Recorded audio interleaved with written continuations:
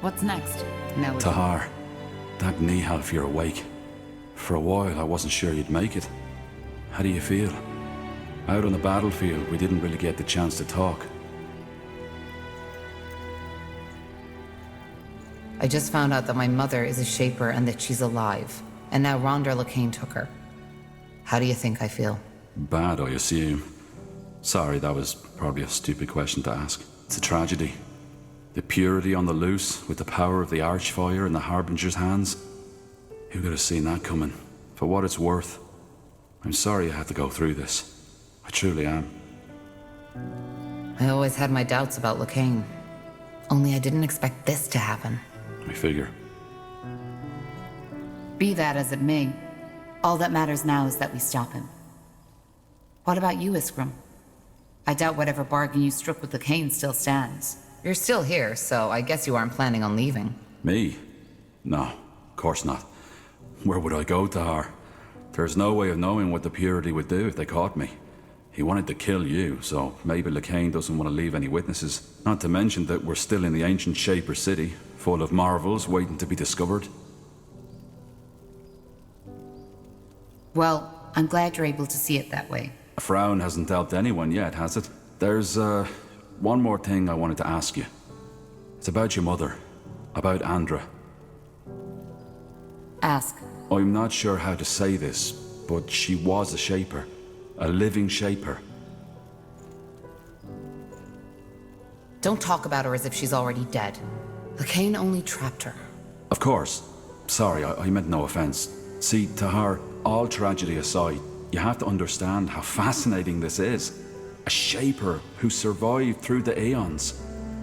And as if that weren't enough, you even turn out to be related. I have so many questions, Tahar, so many questions. Iria said at the moment Andra and you melded, she made you see something. Fragments of her past. Now, I can't help but wonder, what was it? Did you see Mullendir in all its former glory? I didn't see anything. It's more like I suddenly have that sense of familiarity. Especially here. But that's even more exciting. She must have transferred some of her memories onto you. I wonder if that's part of this melding ritual. Look, Tahar, I'm not sure how to say this, but how would you feel about it if I examined her? There's so much we could learn from her, even if her mind has left her body. Why? What are you hoping to gain from that? You mean apart from being able to examine the body of a living Shaper? There's much we could learn.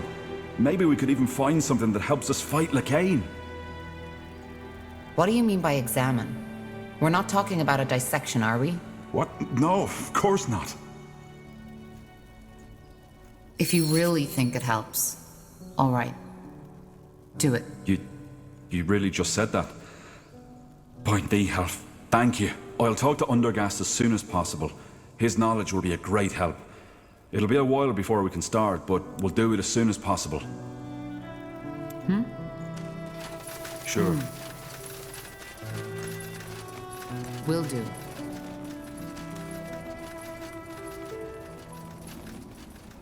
That's the way.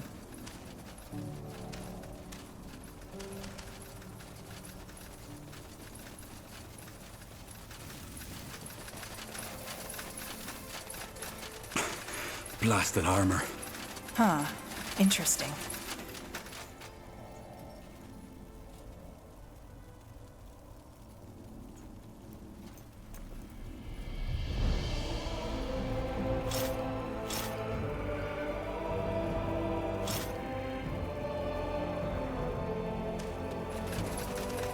Understood. Let me see what you have in stock. Certainly. Yes, come closer. I'm sure I have just what you need.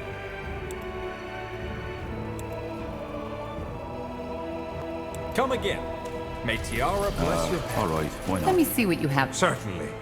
As where's from Kalea to Northander?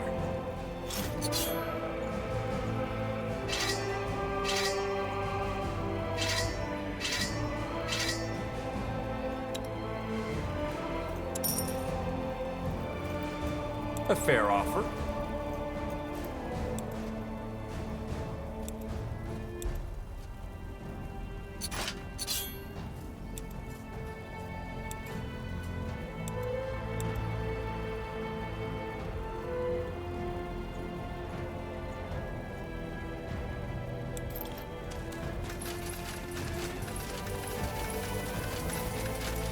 Tahar, ready to discuss the next steps? There's just one thing I still can't wrap my head around. How did Lacane become so powerful? How could he rally so many people behind him? The big question, isn't it? In the end, I think it boils down to the fact that he poured salt into the wounds the Mage Wars had left in Nortander. You see, it's not hard to rally people behind you if they are desperate enough. He just gave them a simple answer to a complex question. And the people believed him. Though I don't consider him a pragmatist, he really believes in what he says, that Aeonia will return once mankind has repented, which worries me even more. There's nothing more dangerous than fanaticism fueled by magical power. Your father is the best example. I want to talk about Sentenza. His death. Well, what is there to say? As I heard the story, he didn't leave you much choice. So you're not angry? For you defending your life? No. I never understood why he was so obsessed with hunting you down to begin with. But he was acting on your orders. Well, yes, strictly spoken, he was. You were a traitor. Or at least, that's what we thought back then. That witch hunt in Iskander, the battle at the Eye, that was his choice. Why? Why did he want me dead so badly? Well, I can only guess. But to me, it seemed as if he felt as if you had, I don't know, betrayed him. He always spoke highly of you. Did you know that? At times, it almost felt as if he considered you his own kin. Well, if he did, he didn't show it very much. That doesn't surprise me. Sentenza was never good at expressing emotions. You see, Tahar, in the end, both he and I are men born from war. Seeing people die at your command, hearing the widows and the orphans cry as a result of your choices, it changes you. You need to find a way to deal with it. And Sentenza did so by shutting off his emotions entirely. Or, at least, to the outside. But in the end, he always did what he thought was best for Nortander. He saw the Harbinger's true face, even before he revealed it. And I brushed it off as his usual distrust towards anyone, which was, as you know, a fatal mistake.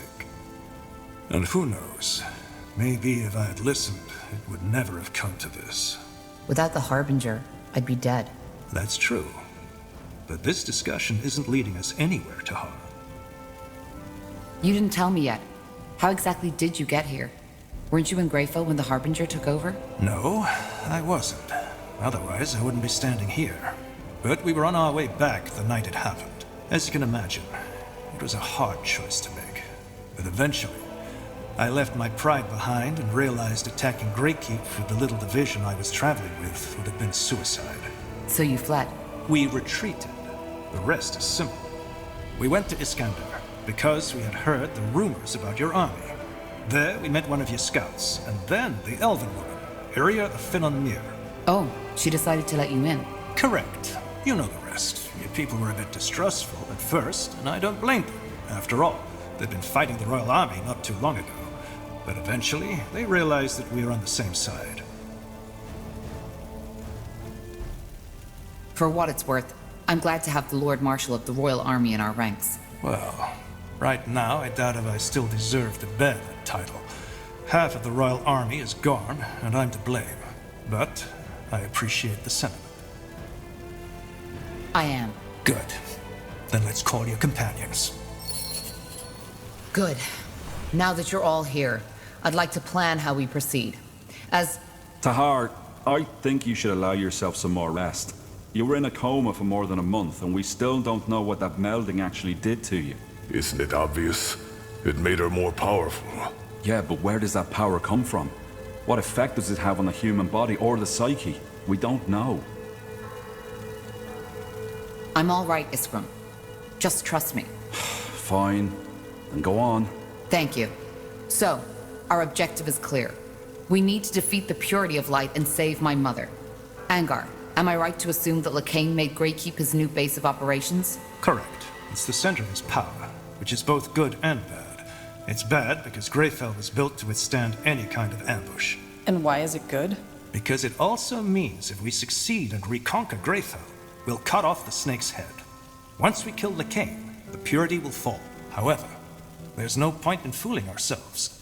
That battle for Greyfell will be bloody, and if we want to have even the slightest chance of winning, we need to join the remaining houses. Ultran, Hallet, and Wulfgar. Yes. If we put this army together with theirs, we might stand a chance. Also, you should see if you can strengthen the alliances you already have, Tahar. I have a plan regarding that, so we can talk further once this meeting has been concluded. So do I. All right. So where do we start? It's up to you. But before we can even think about arranging a conclave between the houses, we need to break that spell the Harbinger put on my sister Myra. Isgrim, any ideas? Actually, it should be simple.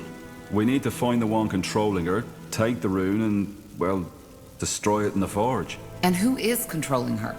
What if it's the Harbinger himself? I doubt it. The manipulator has to be physically close to his subject, so it'll most likely be someone in Lady Myra's army. But your rune will react to another rune's presence, so once that person is near, you'll feel it. Good. Then I have a plan. The Harbinger has taken up position in Iskander, between the Utran and the Everlight border. You know that place, Tahar. It's where your father started his rebellion. The Loyalist camp. So, what's your plan? We strike in full force and take the castle. He'll be forced to initiate a counterattack, and my sister's armies, the Utran army, will be the closest ones at hand. A bait. Yes, we hold the castle against the main army, whereas you, Tahar, and a small troop get behind enemy lines. You find the rune carrier and strike from the shadows. Obviously, you'll have to act quick. We can't hold against the entire Utran army forever.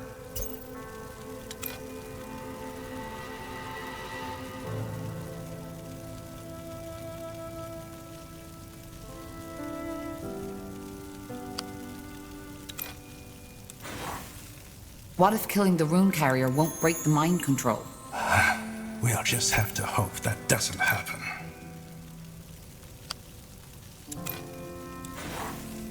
All right. So we take over the castle, wait for the Utran armies to cross the border, sneak behind their lines, and eliminate the rune carrier. And once Lady Myra is freed, we will gain the support of House Hallett and House Wulfgar. Yes, though we'll need to take care of something else before that. But let's discuss this when the time comes. Agreed. One more thing. This will be dangerous, and our original mission has been completed. In other words, if any of you are thinking of leaving, now is the time. Well, then we best get prepared now. I'll tell you when we head out. Understood. Tahar, I'd also like to talk with you if you have a moment. Corporal Tahar. A word, if you will? Who are you? Private Miller, Corporal. I'm from the Royal Army and came here with the Lord Marshal. We've captured someone who we suspect belongs to the Purity.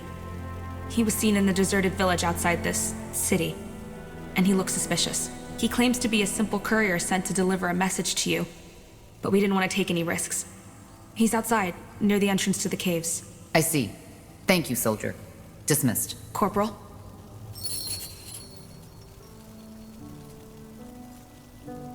Yes? You got it. Tahar, what is it? You knew about my mother, didn't you? That's what you hinted at back in the forge before we set out to the Eye. Well, the answer is yes and no. I had suspicions, let us call it that, but they weren't enough to go on, and I had no idea your mother was connected to the Bloodburn.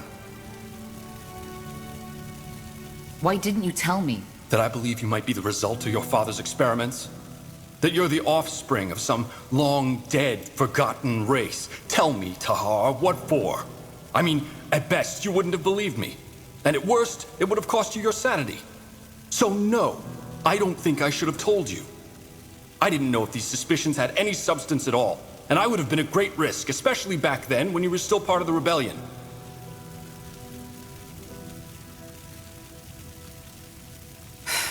Where did these suspicions come from? Did my father tell you? No. And he never found out that I knew. Your father... I don't need to tell you how meticulous he was, do I? That's why he always kept notes of his experiments and studies. I found one, a notebook.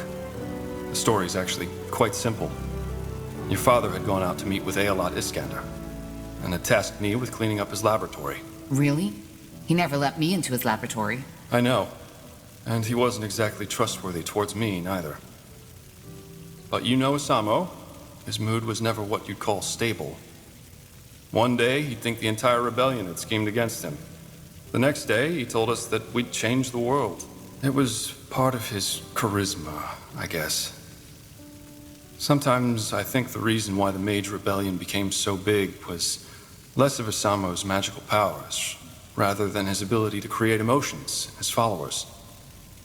But we digress. So I had found this small booklet on his table. It didn't look important in any way, yet I was immediately curious. I opened it and started reading. What was in there? His experiments in the eye. The ancient woman, as he called her. Your creation, these waxwork figures which he tried to infuse with life. It was disturbing. And at the same time, fascinating, as you can imagine. That book. Did it say anything about how this ritual worked? Andra said something about how the Shapers conceive differently. I don't think it can be compared to how two humans reproduce, if that's what you're thinking. But as for the details, I don't know. As I said, I barely had 1 hour. And I only got to the chapter about you in the very end. Do you still have that book? No, of course not. I couldn't even read through all of it, else your father would have noticed that I had done nothing of what he had tasked me with. And I have no idea where it is now. I figured. So, why did he, well, create me? My mother said it was to gain access to the Archfire. Yes, I think that was the main reason. Though I couldn't help but notice a certain, I don't know, warmth in his words when he described his plans.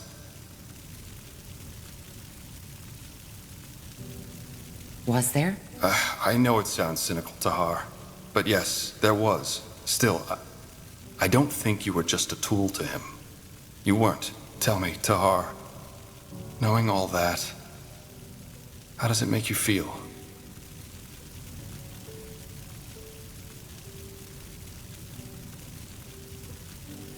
I just found out that my mother is a Shaper corpse and that my father created me as a tool to gain power. How do you think I feel? You're right, I'm sorry. It was a stupid question to ask. Either way, I think we both need some time to think. As I said, Tahar, I'm sorry that I didn't tell you earlier, but I simply didn't know what to do.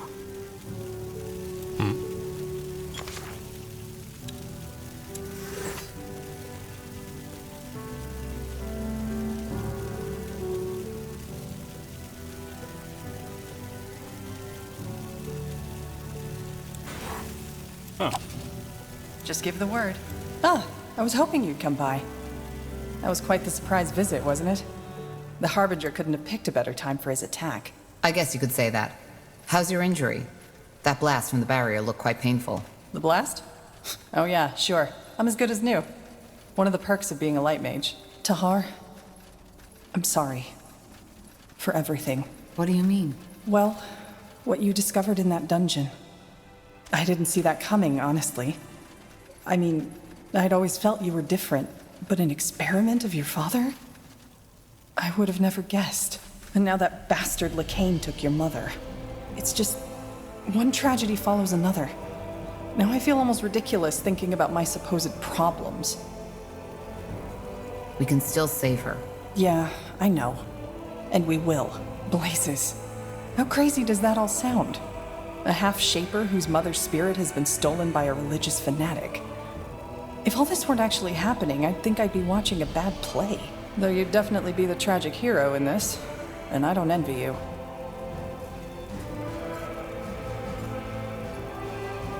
A bit of normality would be nice for a change.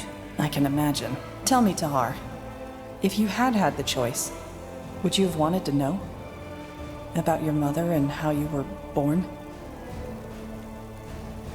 Well, what about you? Your father also never told you who your mother was. Would you want to find out? Good question. On the one hand, yes, I think I would. But then again, I never made any serious efforts to find out.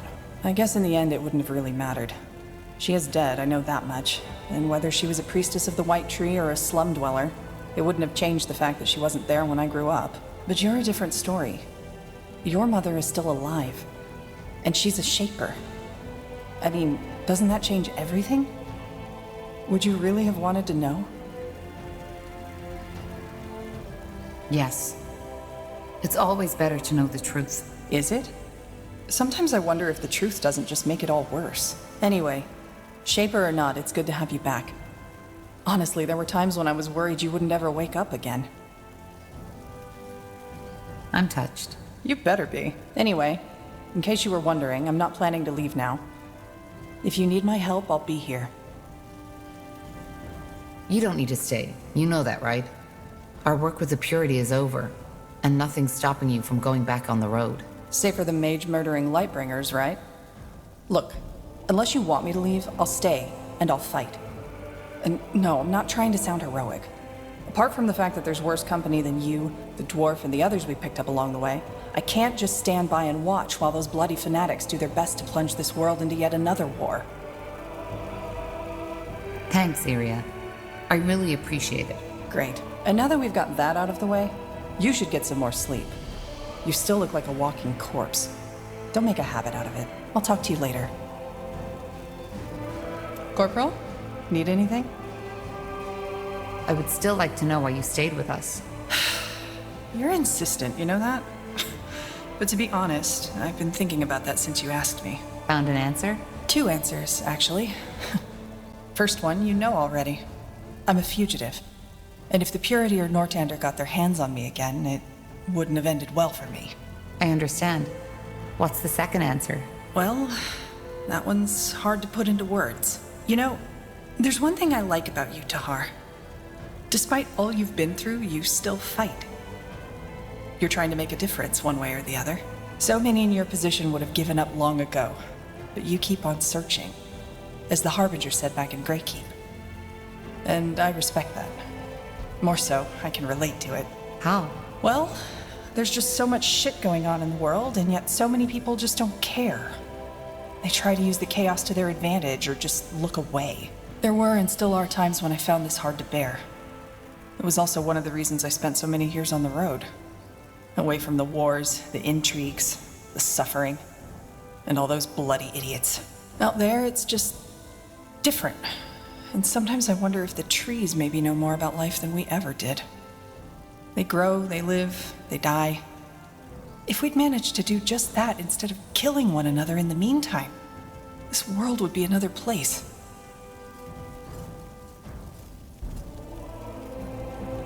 But it's not that bad, is it? Yes, there is suffering, but there's also beauty. See? That's what I like about you. You've been through so much more than me, yet you somehow managed to still see the upside of things. So you're here because you want to change things. Is that what you're saying? Change? No. I don't see how this world could or ever will be changed. But at least we do something. And, you know, there was a time when I'd forgotten that this was even an option. You reminded me of that. And that's why I'm following you. Now, please don't look at me like that. You wanted the answer, and that was my best shot at it. Now, let's get back to less serious topics, shall we? You never told me why you fled Finn and Mir. Fair enough. You've given me little reason to distrust you, so... Oh well. Let's just get this over with. I already told you about my father, how to him I had always been more of an asset. Well, after my father died, I decided to become a novice. A novice? Someone aspiring to be a priest of Ellen. I don't know why I did it. It was something my father had always considered a backup plan if an arranged marriage wouldn't work out. Part of it was probably because obeying my father was all I knew at that time. What does life as a priest of Ellen look like? Boring. Though not as boring as a Nortander monk's life. You are free to have family and to indulge in the earthly pleasures.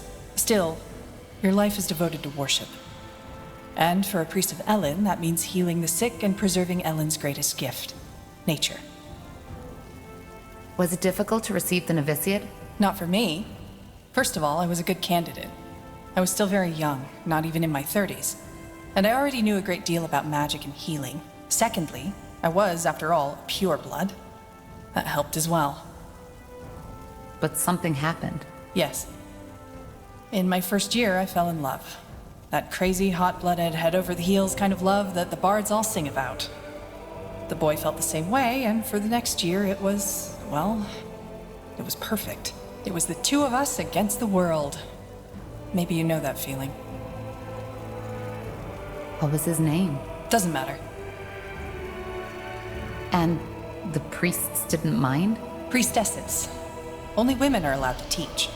And no, they didn't. Elves consider love to be a blessing of Ellen. Forbidding it would be near absurd. I have no clue where your monks got that idea from. Though, of course, that boy and I tried to, restrain ourselves when the situation demanded it. Huh. And I guess your romance didn't end well. You guess right. But it was more than that. You know, I told you how I always felt estranged around other people. I knew how to put on a smile, how to make myself fit in, but it was always fake. Shallow. With him, it was different. Dramatic as it may sound, I thought I had finally found someone who understood me. Then there was the novitiate. Despite all the time I sunk into doing the crazy things lovers often do, I never failed as a student. Or, no, let's put it another way. I was the best, in every aspect. Which didn't sit well with some people. No.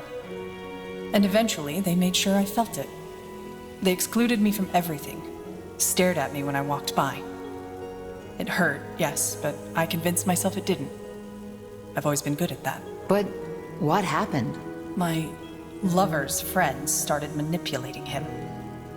Telling him that I only saw him as my pet, that he was a failure, and that I only kept him around to feel good about myself. That's toxic. It was. And their seeds met fertile ground. You see, we novices all knew that only 4 out of 20 will be granted priesthood at the end of our training. And being a failed novice leaves you with a mark you'll keep for the rest of your life. It all looked peaceful on the surface, but beneath that it was an arena. And these other novices, they made sure my friend became aware of that fact. To him, I started being a rival as well. And do you want to know the biggest joke of it all? I didn't see it. The idea that, I don't know, that he would listen to them. That he would ever reach a point where he'd put what we had below his hurt pride and his fears.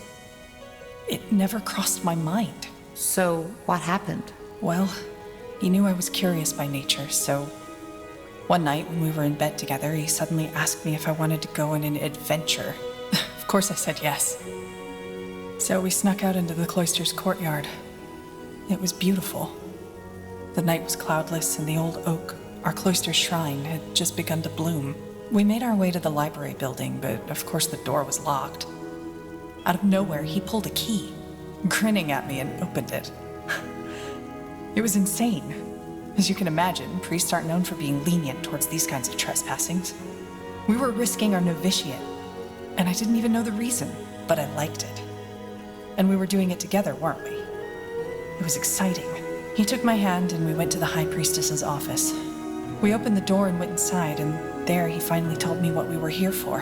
To open the grimoire, the High Priestess's spellbook. Whatever that is, it sounds like that was a terribly bad idea. It was. It was a stupid idea. And if I hadn't been so blind, so bloody naive, I should have seen it by then. But I didn't. What did he ask you to do? To open it and try to read one of the spells.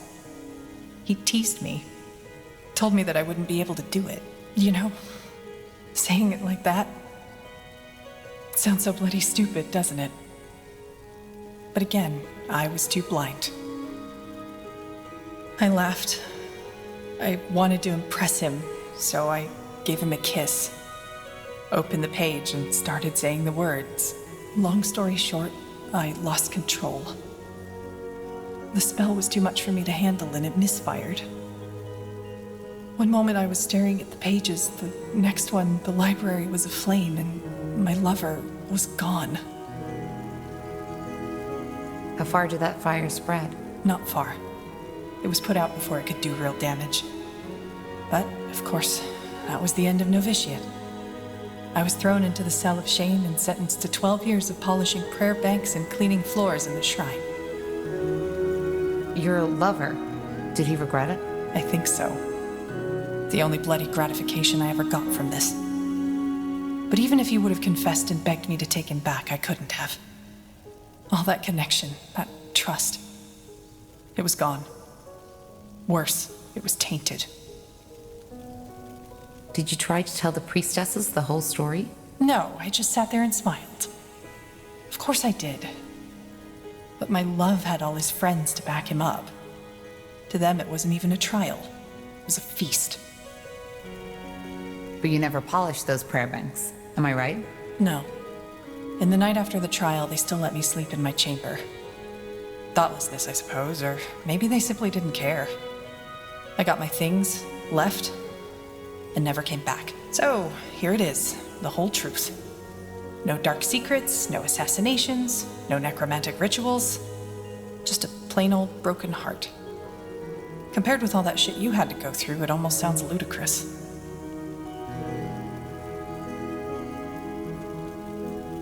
It doesn't. Being betrayed by someone you trust often hits the hardest.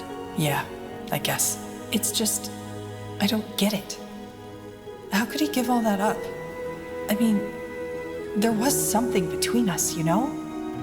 Something rare, something precious. But no, he threw it all away for his fucking vanity. But in a way, it's just a continuation of what I've always known. Wherever I am, I'm a stranger. People don't like me, and I don't like them. For what it's worth, I'm glad our paths crossed. Yeah, me too, Corporal. Me too. I'd like some space now. I hope you don't mind. Let's talk later. Uh-huh. Tahar, it is good to see that you have recovered. This place and these people lacked guidance without you. They did? Yes. The Lord Marshal tried to assume control, but as you might have expected, he did not have everybody's support. I was even fearing an internal power struggle, and I'm glad it did not come to that. I must say, Tahar, your mother, she is remarkable. I have always wondered what the Shapers look like, and now I do. It is fascinating, though I suppose this is a difficult topic for you. Forgive me if my words were inappropriate. It's all right. Good. Is there anything else you wanted to talk about? I'll take Yes? a look. What is it? So, Undergast, when you told me about your split with Lena, I got the feeling that you were more than just colleagues. You are asking if we were in love. Am I correct? Well, yeah, I guess. Then let me start by telling you that the term love is undefined and that theories about it conflict one another. I have read a lot of books on it, and I've studied the poems, and I've come to the conclusion that it is ultimately a primitive, carnal urge that people have come to romanticize for the emotions that come with it. I, myself, never felt it, and maybe that was because I saw the underlying mechanisms. I always found it strange how people overreact so strongly to such a simple emotion, and maybe that very fact stopped me from being able to feel these emotions at all. Well, what are the underlying mechanisms? The desire to reproduce with a fitting mate. In fact, the orcs have a very dry, rational view on this process, but for some reason humans, dwarves, and elves do not. Love is more than just that. Well, most people would agree with you, and I'm certain that in your subjective experience it is. So, what you're saying is that you were never able to feel love, but then Lena came along and you did? No, it was not that simple. What stood out in our relationship was that we connected. I've never felt that before. You see, Tahar, to me, the bonds people have always felt peculiar, and I am not like Yana. Her mind simply does not have the ability to feel these bonds anymore. She had them once, but then she lost them, as she became a dreamweaver. My brain is capable of feeling these things, but I am unable to connect with the outside world. I only have my own mind as a frame of reference. For example, when a person tells you yes, whereas he or she means no, you might be able to feel this discrepancy because you're able to empathize with her. I can't. To me, this person's distress would make no sense whatsoever. But then there was Lena. For some bizarre reason, she understood me and I understood her. Or at least, I thought that I did. It was as if this barrier, this shell that separates my mind from others, was pervious to her emotions. I know how strange it sounds, and I also have no explanation for why this was, yet it changed me. All at once, I felt connected. Do you know this feeling, Tahar? You have traveled with these people for quite some time now. Is there anyone you were, well, fond of? Well, yes, there is. I see. Then you probably know how distracting such a feeling can be. To be honest, when I first became aware of that bond between Lena and me, I was horrified. I could not focus anymore. When I sat down to write my studies, I realized after hours that none of what I had written made sense at all. Your inability to relate to others, is it innate? Yes. If it were not, I might have considered my sudden connection to Lena as a symbol of overcoming. But it was not. Even though I felt connected to Lena, I was still unable to feel the same way towards others. This is what deeply confused me. What did Lena make of all that? Nothing. Unlike me, she did not try to analyze, to understand its origin. At the same time, she did not discourage me from pondering. I believe this is what made our relationship unique. Complete acceptance. She did not try to tell me how I should behave or feel, and neither did I. Even when she decided to leave the guild and I decided to stay behind, we both accepted each other's decisions.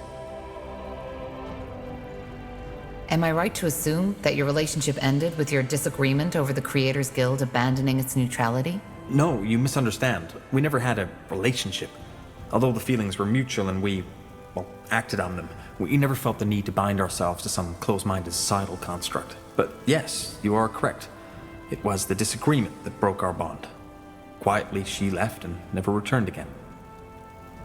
What? So you didn't even argue? I have a hard time imagining that. As I said, acceptance of one another's nature and decisions was a pivotal element in our interactions, though I did notice that my unwillingness to follow her on her mission caused her more emotional distress than she usually would have felt.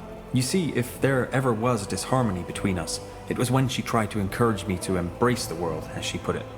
She told me that both I as a person and my studies would benefit from more first-hand experience. Such as? Well, anything. Traveling, studying the Tsarlan-Thet ruins first-handed, even visiting the city of Everlight every once in a while.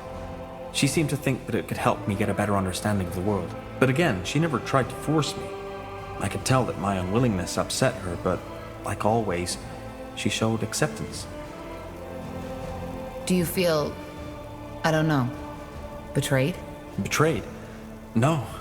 By betrayal, people usually mean when someone behaves contrary to what they agree on, or more often than not, as they would like that person to behave. I always found the word to be very misleading.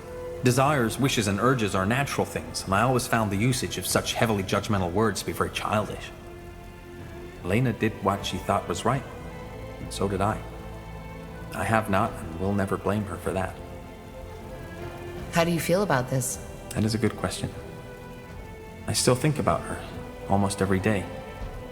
But the more time passes, the more this entire episode starts to feel like a vague, distant dream, the way an elder must feel about youth. I do not know how I would feel if I ever saw her again. I can imagine. Well, thank you for your trusting me with this, Undergast. You have nothing to thank me for. If this conversation helped you get a better picture of me, I'm glad we had it. But there is one more thing I would like to ask you, Tahar. Tell me. Do you have regrets? Do you ever feel as if you could and should have acted differently than you did act? Everybody has regrets. That seems like a deliberately vague answer. It could indicate that you do have regrets, but it could also indicate that you do not have them. But I understand. If you do not want to share this with me, you do not have to. You see, I've never told you this, but I find your resilience to be remarkable. How so? Well, it is no secret that you have endured a lot of pain, especially your early childhood must have made a mark on your psyche. But still, you did not give up. Well, I'm doing what I can. I can see that. Either way, I think we have spent enough time talking. We should get back to the tasks at hand. We should. So long, Undergast. So, what's the plan?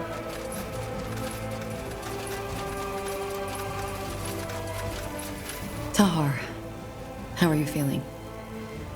To be honest, I thought you were dead.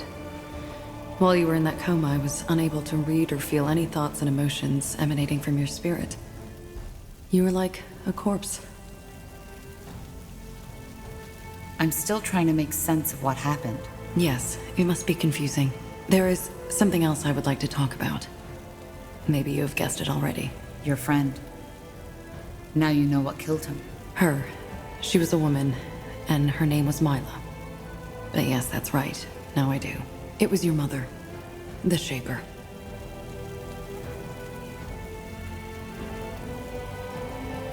What do you feel? I don't know. Ultimately, the question I asked myself is, can there be culpability if there was no ill intent?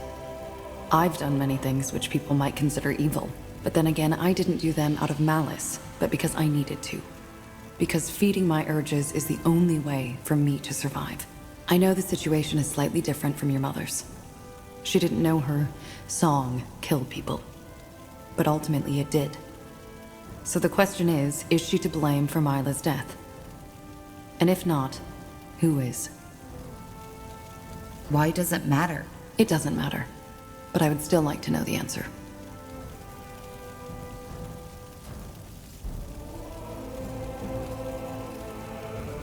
There is no blame.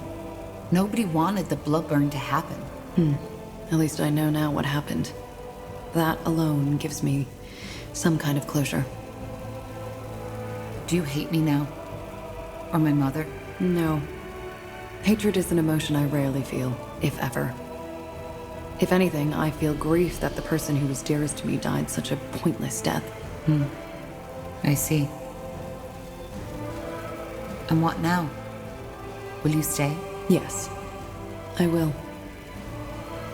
How come? You found the answer you were looking for, and the blood burn has been stopped. Yes, it has. But the truth is, I wouldn't know where to go. All my contacts know me as a traitor by now. I suppose I could start over in another city, or maybe even another country, but quite frankly, I don't see the point. All along the way, my life has revolved around the gratification of my urges. Until Mila came along. And even then, the emotions people usually associate with love were different for me, and her both. So why leave? Fighting on your side is as good as any other option I have right now. Also, feeding my urges is a lot easier in times of war. There was more than enough blood in the past weeks, and there will be more up ahead. I can feel it. For what it's worth, I'm glad that I can count on you. It's good that you feel that way. Let us talk later if there's something to talk about, Tahar. Thank you for your time. Yes, Corporal? How can I help? About you being an assassin. You said that you might be willing to tell me more about that at another time. How about now? I'm still not certain. The question really is, do you want to know? It might change something. Such as? Your perception of me. It is your choice. Then maybe we should leave it like that. Probably. About you being... I'm still not certain.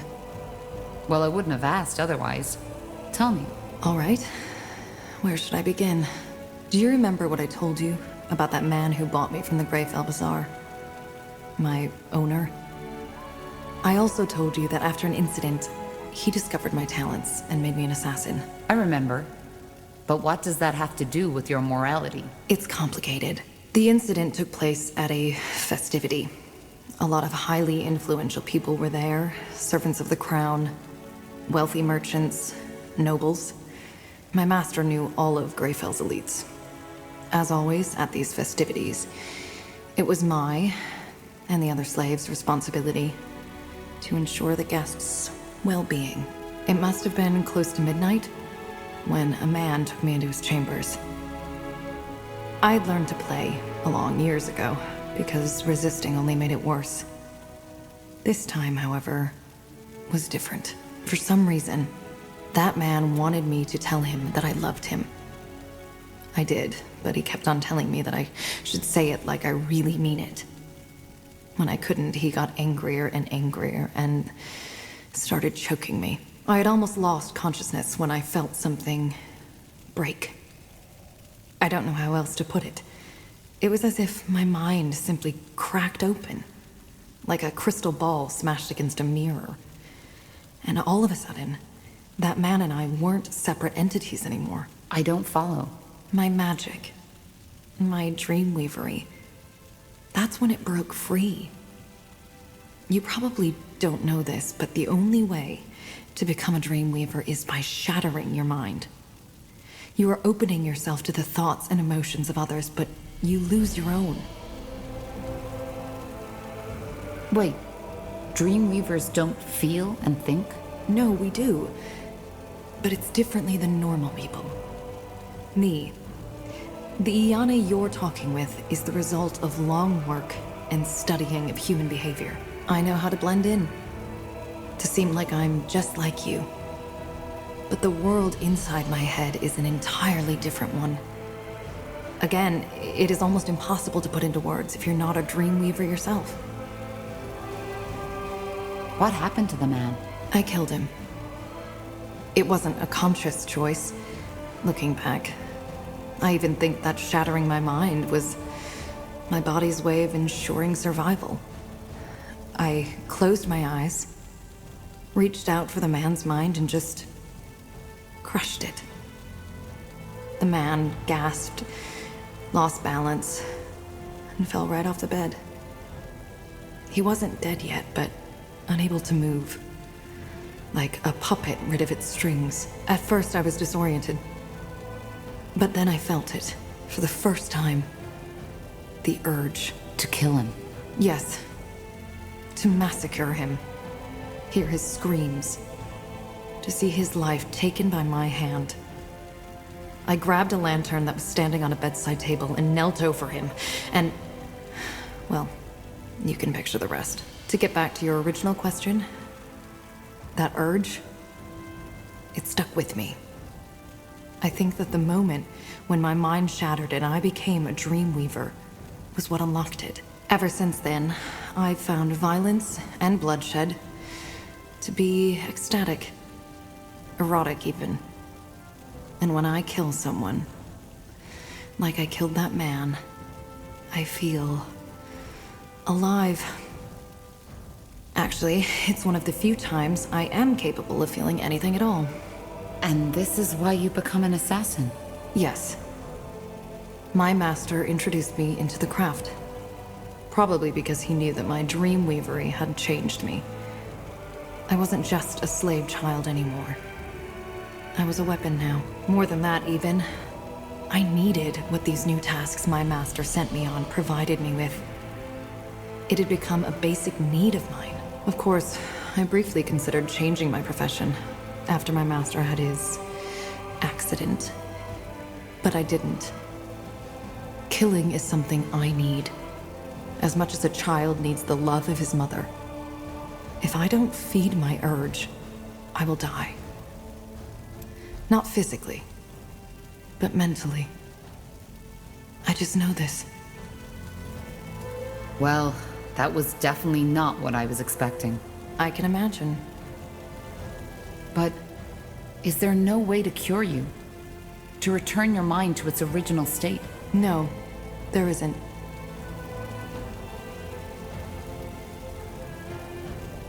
What about your victims? Don't you ever feel guilt? Once again, Tahar, I do not feel emotions the way you do. Of course I wonder if I made a mistake, but my reflections are purely based on theory. But then again, I don't accept just any contract. The way Leonider described you, you were a monster in human disguise. And that's the first principle I try to live by. Criminals first. The second one is never kill a mother or a child, regardless of the pay. What, no children? How noble. There's no need for sarcasm. I know that my restrictions may seem ridiculous to you. But what if you're wrong? If you kill an innocent? That has happened before, and it will happen again. You see, I do not consider myself some kind of vigilante, some kind of judge. Ultimately, I know that I am what society would call a murderer, and that I do what I do for myself, above all else. That's a lot to take in. I know.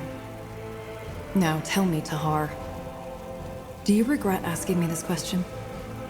Knowing all this, do you think I'm a monster?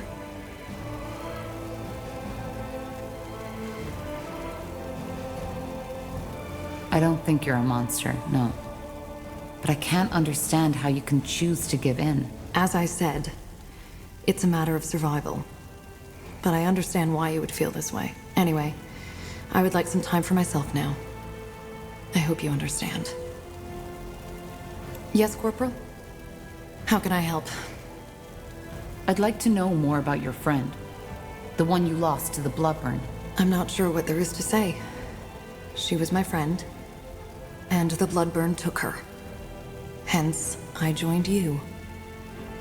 That is all there is to say. You said you know where we can find more allies. Yes.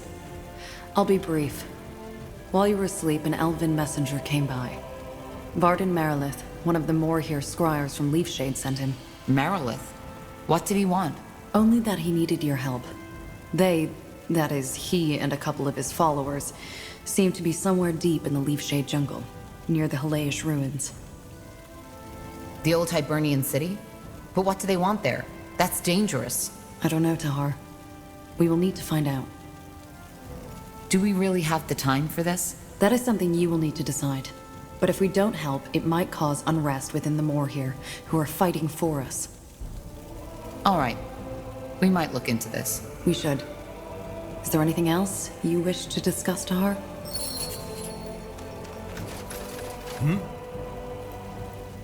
Tell me, Angar.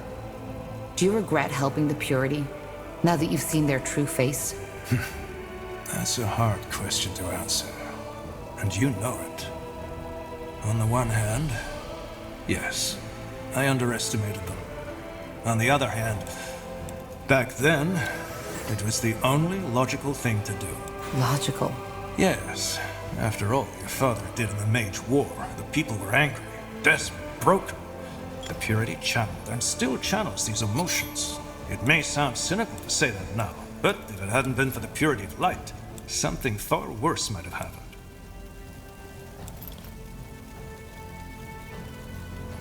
I see your point. The needs of the many outweigh the needs of the few. Precisely.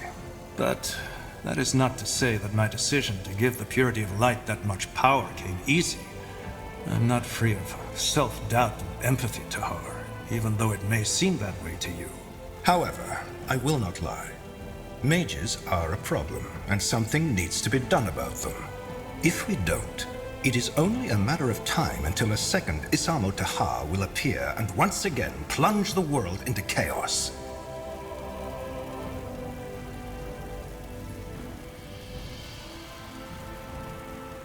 We need a group that represents mages. Then treaties could be made. That is an interesting idea. But before we can decide on any course of action, we need to deal with the current threat first. But to return to your question, all I did was take every factor into consideration and decide accordingly. You did the same, more than once. I've heard of the trail of destruction you've left behind on your journey. Many people died under your command. We tried to help wherever we could. I believe you. But have no doubt that there are many who don't. What I'm trying to say is, there might have been a better way to handle things, but I did not see it. I did what I could, and even though it turned out to be a mistake, I have no regrets. I wanted to talk about Leonon. I had a feeling you would.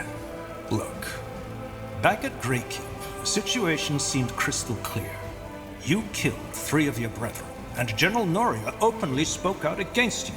Similar to my policy regarding the purity of light, I can now see that I was wrong. But again, all I did was to take all factors into consideration and decide accordingly. It was all I could do. I understand. That's good.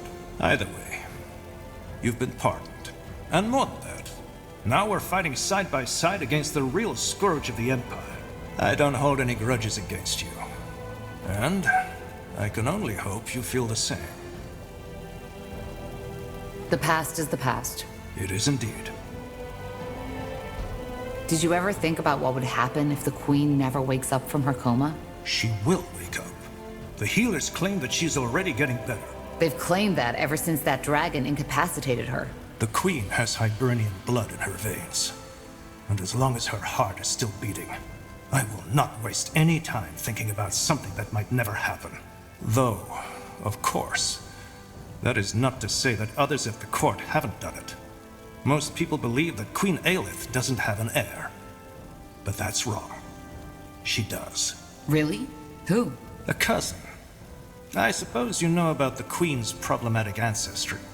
The ability to give life has always been impaired in her bloodline, which is why she does not have any brothers or sisters. However, it was rumored that her uncle, Anno Aelith, left an heir before he died.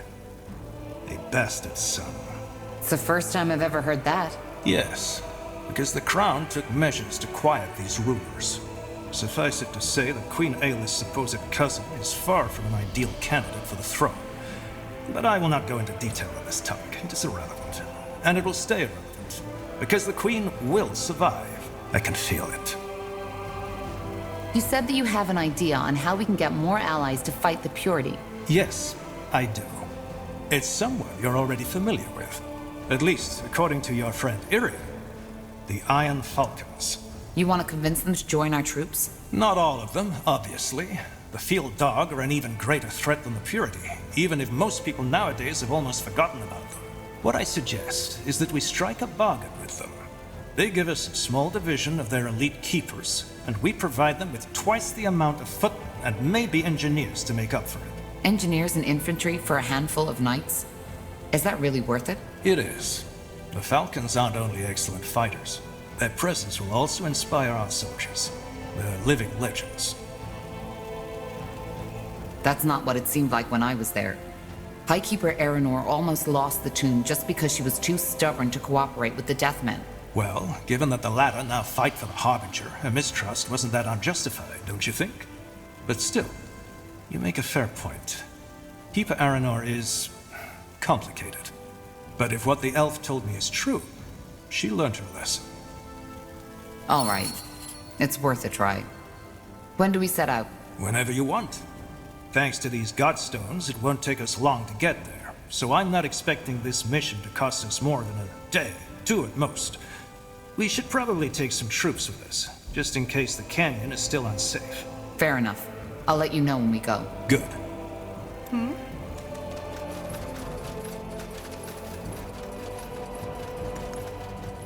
Sure. Got it.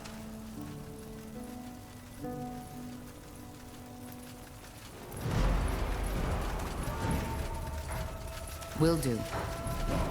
Let me see. Zauraka, what do you need? I want to train the fire with... All right. Here's what we can do.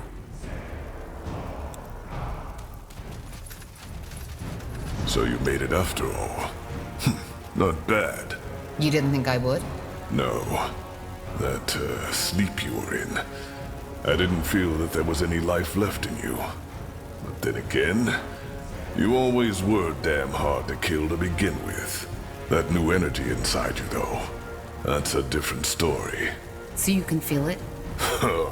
That's like standing in front of a bonfire and being asked if you can feel the heat. Yes, Tahar, I can.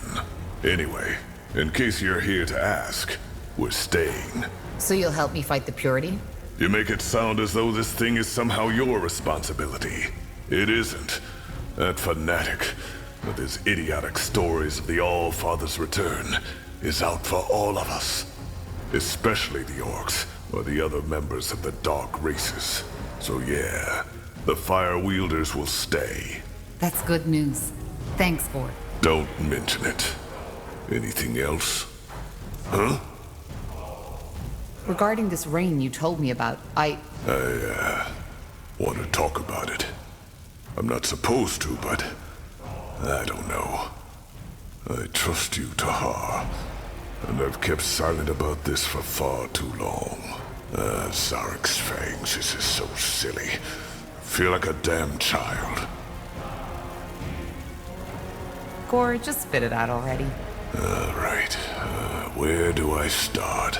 Before becoming a shaman, every disciple has to go through a trial. The Iron Trial, as it's called. I told you that I did most of my training in solitude, didn't I? That wasn't true.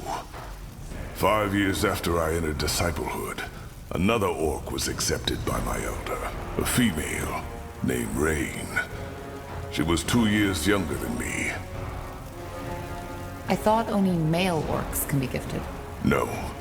It's just that for female orcs, it's even rarer to have magic.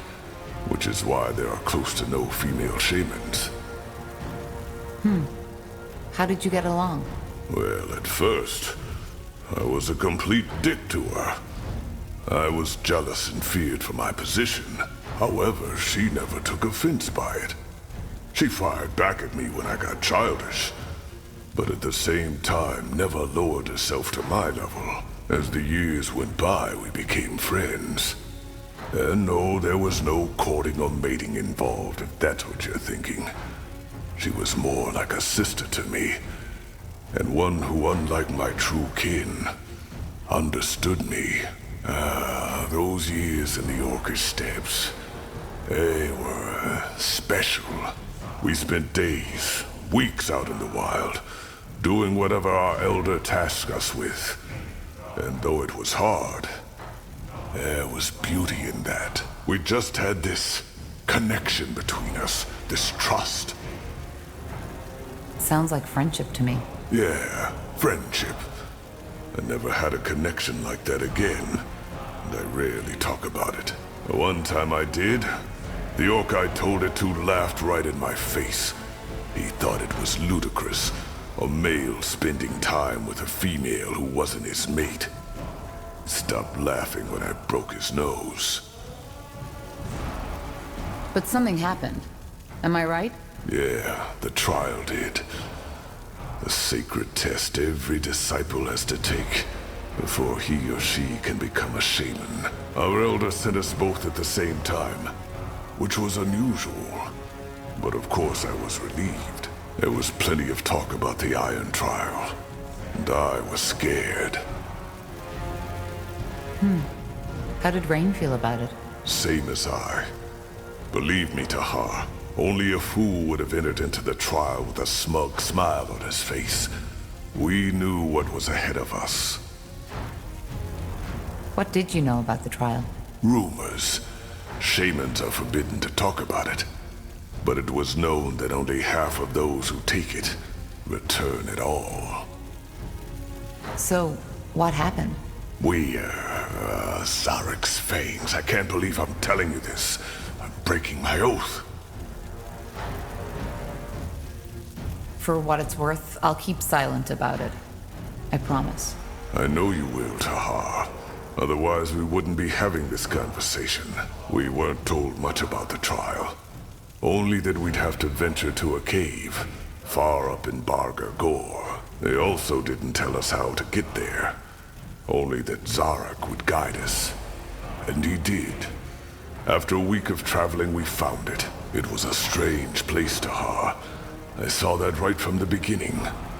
The entrance looked like a mouth, the rocks surrounding it like the bones of an old, forgotten beast, and the stalagmites like hundreds of teeth. But of course, we went in. We had to. What did you find? A giant hall. It was as mesmerizing as it was unsettling. There were murals and carvings all over the cave walls. Old glyphs that I'd never seen before. Shaper glyphs, maybe? No, not Shaper. They looked as if the Guardians themselves had carved them into the rock. Interesting. What else was there? Nothing. That's what baffled me. Apart from those murals, the hall was completely empty. And for some reason, the ground in that hall was completely smooth, like polished stone. There were braziers, one in each corner of the hall, and they were burning brightly. Rain was as confused as I was. But, nonetheless, we entered the hall. And that's when the trouble began. Because all of a sudden, the exit was gone.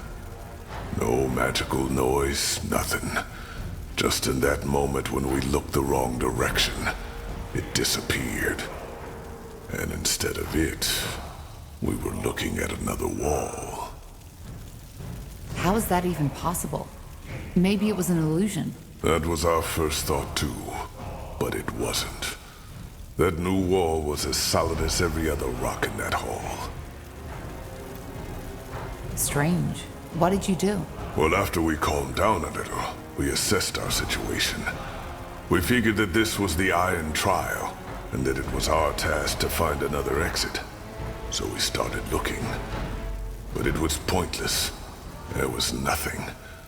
We couldn't even hear the wind anymore.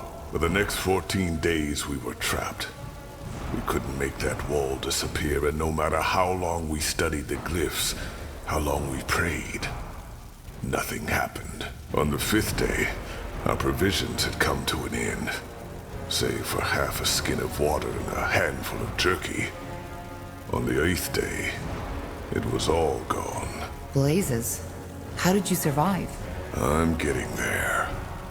As you can imagine, the thirst was the worst. It drove us mad, and we searched every corner of that goddamn hall for just a drop of water. Not that we hadn't looked before, but as you know, hope dies last. Have you ever had thirst, Tahar? Real thirst? Yes. Then you know what it feels like. On the 11th day, Rain and I were puking our guts out. Our skin had literally started to crack, and I felt as if I was burning from within. On the 12th day, we were only an inch from death. That's when the dream came. A dream? Yes, a shared dream, almost like a vision. We were still in that hall, Rain and I, but we were out of our bodies, floating like spirits. At first I thought we had died, then I saw what was different. The floor was full of blood, and that blood was burning. The murals and glyphs had started moving, twisting, like shadows dancing on a wall. That's when I first understood what they were depicting. For some reason in the real world, I'd never been able to. What did they depict? It showed what was expected from us, what we had to do to get out. Sorry this isn't easy. I've dreamed about those weeks ever since. But telling someone, it feels bizarre. If this is too hard for you, we can stop. Nonsense. I started, so I might as well finish. Zarek demanded a fight. Either one of us died by the hands of the other, or we would die there together. The Iron Trial. We were never both meant to pass. Truth be told, that doesn't surprise me. Yeah, and it shouldn't have surprised me either. But for some reason, I don't know. He had known Tahar, our elder, our master. He had known that it would come to this. Yet he still decided to send the two of us out at once. So you fought each other? No. Trial or not, I would have rather died than done that. And that's precisely what I told Rain. A god that demands a man to kill his own sister is not a god that deserves worship by anyone. But Rain wouldn't have it. She claimed that if both of us died, both of our lives would be wasted for nothing. I got angry and asked her if she meant that she wanted to fight me. She said no. I don't understand. She wanted me to kill her. She told me that she was already too weak to make it down the mountain anyway, but that I could still make it. Believe me, Tahar, if there had been any strength left in me, I would have punched her just for suggesting it. Did you ever consider sacrificing yourself? No. I know it makes me sound like a coward. And maybe that was part of the reason why I didn't. But the sane part of my mind still believed that there had to be another way. That all this was just some cruel joke. And the cave we had found maybe wasn't Zarek's after all. And yet you're here. I am. I should have known before she even did it. She always had to have it her way, no matter the price. It happened when I was asleep. She took my dagger from its sheath, put it into my hand, and drove it through her throat without hesitation. When I opened my eyes, her blood was already all over my face. And as if Zarek had been watching all along, the wall disappeared. No noise. Just like that. The wind was back, and it was raining outside. The first time in months. I like to think that she saw it before she died. Did you make the descent? I did. There were berries in a mountain goat that had been hit by a rock slide, right next to the exit. It was so absurd I almost had to laugh. When I got back to the Elder's shack, I screamed at him, then broke down and started to cry. He just listened. In the end, he told me that we had both known what had been at stake. Yet we agreed. Choice and consequence. He made me a shaman the next day. Do you blame yourself sometimes? Of course I do. But ultimately, it was her choice. And all I can do to honor her now is to respect it. That's cruel. Maybe. But without cruelty, there isn't life. Don't you too send brothers and sisters into battle, Tahar? Children, fathers. You do it because ultimately, you believe the outcome will lead to a world more desirable. It was the same with Rain and me. We wanted to be shamans, Zarek's chosen, and we both paid the price. I see. There's one more thing. Remember when you asked me why I feel the way I do about our culture? Why I think we orcs should strive for more? It's Rain who made me realize that. Most orcs would have fought each other in that cave, to the death. But she didn't.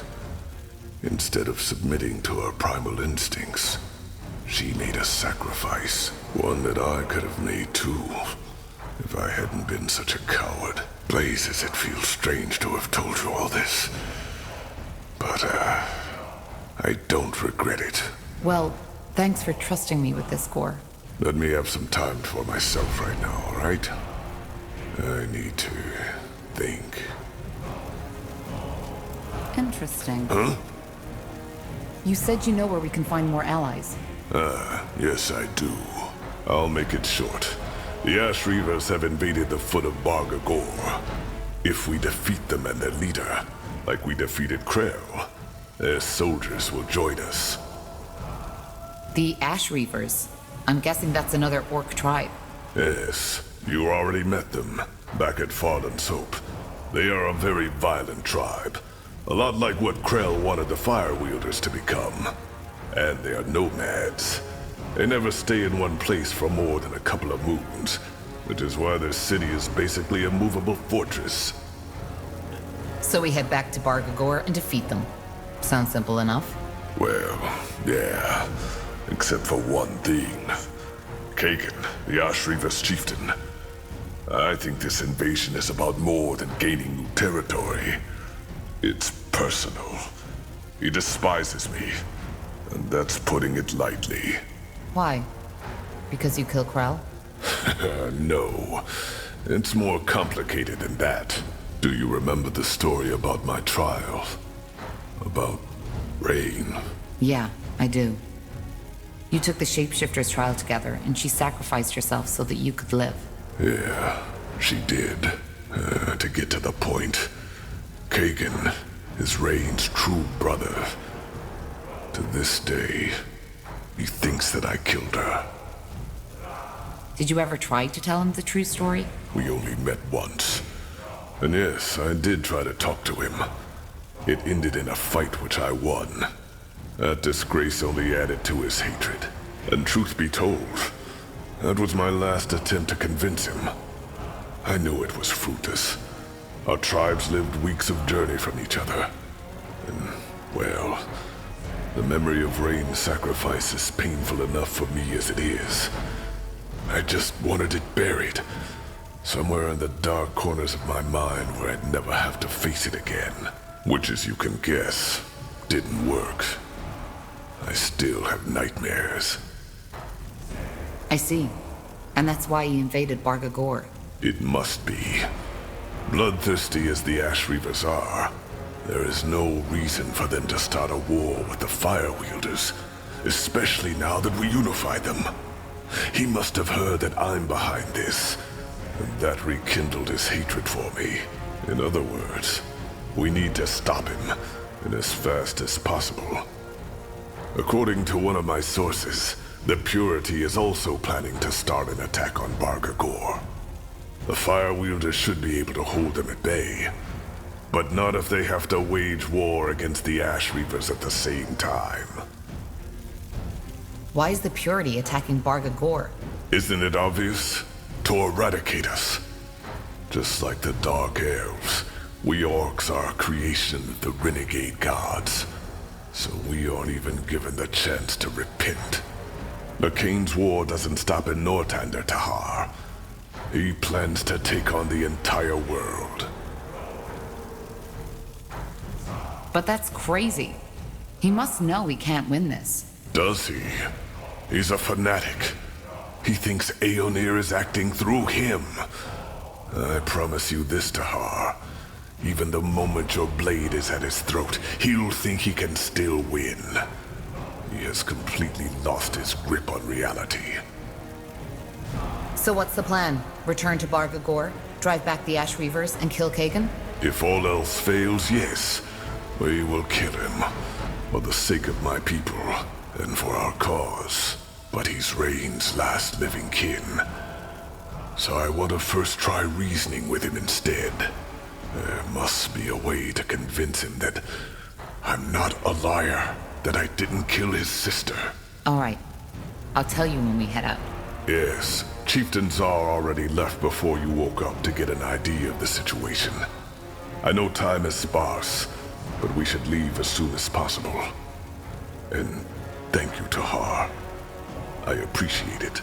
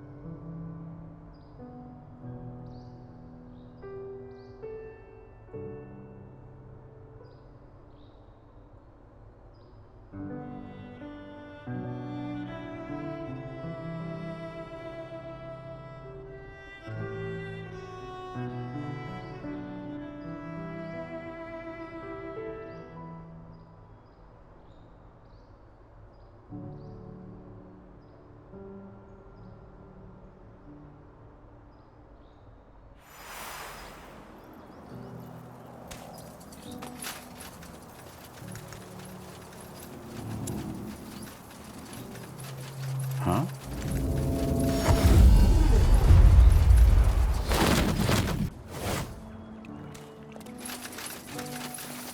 Let's see. Oh, great. Another one. How often do you want me to tell you? I'm not a spy, and I'm not with Purity. Wait, you're their leader, aren't you? Corporal Tahar. Yes. Well, then maybe you can tell these fools to let me go. Blazes, I knew it was stupid to take that job. So, who are you, and what are you doing in Farland's Hope? As I told this bloody brute who captured me, I'm just a courier, and someone paid me to deliver a message to a Corporal Tahar.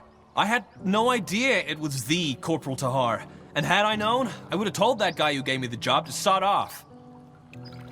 Who was it? Well, he was wearing a hood, so he obviously didn't want to be recognized, but he had a brown beard, was about your height, and had, I don't know how to put it, a certain sadness in his eyes. But he didn't look dangerous and paid good coin, so I took it. Can I see this message? Oh, finally, someone who asks. Yes, it's in my coat pocket, and no, there's no poison in there to kill you. Let me see. A meeting in Everlight. From a friend. A friend, you see? Can I go now? Yes, go. Thank you, Corporal. Thank you. Now, don't get me wrong, but I want to get out of here as soon as possible. Do you think your guards will let me through? They will. Stay safe. I'll try. Just give the word.